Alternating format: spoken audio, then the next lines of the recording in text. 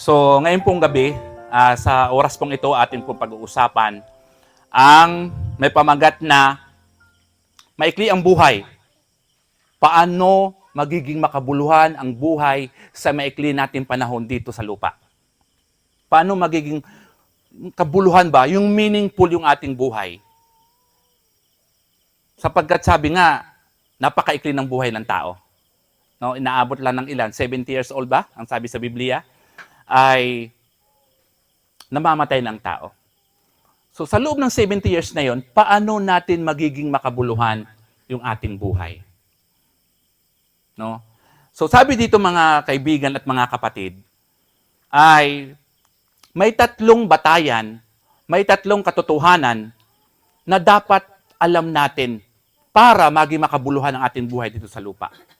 Unang layunin at unang katotohanan, dapat alam mo kung ano ang layunin mo dito sa lupa. Kasi kung may layunin ka dito sa buhay, kung may layunin kang, alam mong layunin mo sa buhay, may direksyon ang iyong buhay. Ano ba ang layunin ng Diyos sa atin? Ano ba ang purpose ng Panginoon sa atin? Bakit tayo Kanya nilalang? Bakit tayo nandito sa lupa? Bakit tayo nakatira dito? Sa dami-dami ng mga tao, pero bakit ikaw ang pinili ng Diyos? Kasi ang plano ng ating Panginoon, ang layunin ng Diyos kung bakit ka nilikha niya. Una, alam natin yan, mga kaibigan at mga kapatid, na tayo ay magsasamba sa Panginoon. No, yun ang layunin sa atin. Yun ang purpose ng Diyos sa atin. Na tayo ay sasamba, maglilingkod, at magmamahal sa Diyos. Kagaya ng isang aso. Ano ba ang purpose ng isang aso, mga kaibigan at mga kapatid? Ano ang purpose ng aso kung bakit siya nilikha ng Diyos? Tagabantay. No? So, nagkakaroon ng meaningful ang buhay ng aso kung siya ginagamit sa pagbabantay sa ating tahanan. Kung yung isda, ilagay mo sa kate, magkakaroon ba kaya ng meaningful yung buhay niya? Wala. Kasi ang gusto ng Panginoon, ang layunin ng Diyos doon sa isda, doon sa tubig. No, yun ang purpose niya. Ano yung purpose ng ibon? Di ba ang purpose ng ibon ay hindi mo siya dapat, ang purpose ng Panginoon sa ibon ay hindi ikukulong. Kundi ang purpose ng mga ibon ay sila ay lipad sa kalawakan. So, pero kapag ikinulong natin ang ibon, ibig sabihin, hindi na naging meaningful ang buhay ng ibon na yon. Parang kagaya ba na nagtimpla tayo ng kape? Na kapag ang inilagay mo ay asin, magiging meaningless yung kape sa iyong panlasa. Kasi dapat ang purpose niya, lalagyan mo siya ng asukal. No, tayo rin, no? Kung pinipili natin ang Diyos na tayo maglilingkod sa Kanya, nagiging makabuluhan yung ating buhay. Pero kung magiging matigas ang ating ulo, hindi tayo susunod sa kung anong gusto ng Diyos sa atin, meaningless yung buhay mo, hindi magiging makabuluhan. Matigas yung ulo mo, lumalayo ka sa Diyos. So, ibig sabihin, hindi mo nakukuha yung design ng Panginoon sa iyong buhay. So, ibig sabihin, kapag humihiwalay tayo sa design ng Diyos, ang layunin ng Diyos sa ating buhay, walang kabuluhan yung buhay mo dito sa lupa. No? Pangalawa, sabi dito, ay pangalawang katotohanan na dapat malaman natin dito sa lupa para maging makabuluhan yung ating buhay, dapat ay naglilingkod pa tayo sa Diyos hanggat may hininga, hanggat may buhay pa tayo. Hanggat hindi pa huli ang lahat, dapat naglilingkod tayo sa Diyos. No, sabi sa Ecclesiastes 12:1 and 2, ang sabi dito, alahanin mo rin naman ang mailalang sa iyo sa mga kaarawan ng iyong kabataan, bago dumating ang mga masasamang araw at ang mga taon ay lumapit. Pagka iyong sasabihin, wala akong kaluguran sa mga yon. Bago ang araw at ang liwanag at ang buwan at mga bituin ay magsidilim, at ang mga alapap ay magsibalik pagkatapos ng ulan. Ano ang gusto ng Panginoon sa atin? Maglilingkod tayo sa Kanya. No? Maglilingkod tayo sa Kanya habang may buhay. Habang malakas pa tayo. No, kung nagdidilim ng ating paningin, paano tayo makakapaglingkod sa Diyos? Kung tayo ay mamamatay na, paano tayo makapaglingkod sa Panginoon? Paano kung mahina ng ating katawan? No? Kung nasa ospital tayo, gusto mo na maglingkod sa Diyos, wala na. Gusto mo na mag-active sa simbahan. Gusto mo nang dumalo sa simbahan. Gusto mo dumalo sa mga crusade. Gusto mo tumulong sa kapwa mo.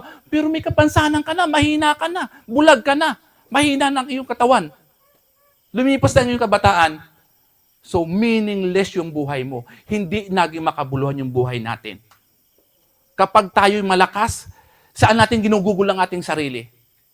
Kaya pasalamat tayo sa Panginoon, mga kapatid, na tayong malakas ang katawan, tayong mga kabataan, ay ginagamit natin ang ating katawan sa paglilingkod sa Diyos. No? Sayang kasi kung mamamatay tayo, marami na tayong mamatay, tapos sabihin natin na, sisimba ako, magpapakabait na ako, huli na ang lahat, nakahiga ka na, may sakit ka na. Anong sabi nga sa Galatians 6 verse 10? Kaya samantalang may pagkakataon pa, gumawa kayo ng mabuti. No, sa ating kapwa at sa ating nananampalataya. So habang may pagkakataon po, ito ang muto ko mga kapatid, mga kaibigan, na habang pwede akong gumawa ng mabuti, habang kaya kong gumawa ng mabuti, ay gagawin natin sapagkat yun ang utos ng Panginoon na para maging makabuluhan ang iyong buhay, gagamitin mo ang iyong buhay sa tama na kung ano ang dinisign ng Panginoon. Masarap mga kapatid, mga kaibigan, na tayo naglilingkod sa Diyos. Napakasarap ng pakiramdam. Pag bago ka matulog, marami yung nakatulong ka, kahit magkano na itulong mo, yung nakakomport ka na may mga problema sa buhay, masarap matulog, hindi mababayaran ng salapi. Kaya tama yung sabi ng Panginoon, alalahanin mo ang Diyos habang bata ka pa, habang malakas ka pa, na paglilingkuran natin ng Diyos. At ang pangatlong layunin, na magiging makabuluhan ang ating buhay,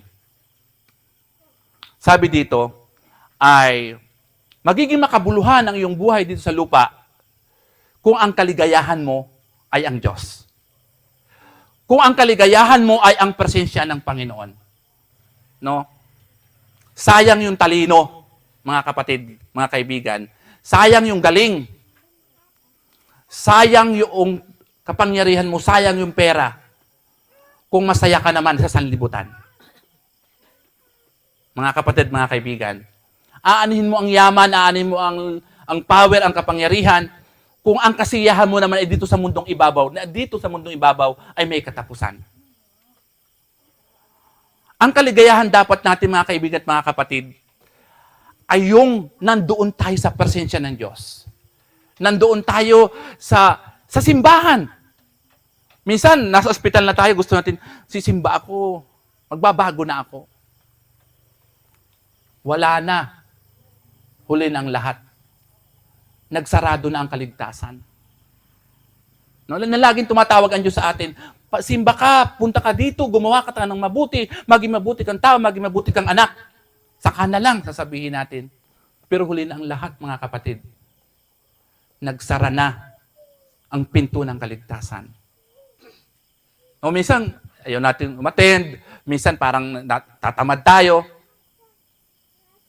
Pero mga kapatid, dapat masaya tayo sa presensya ng Diyos. No?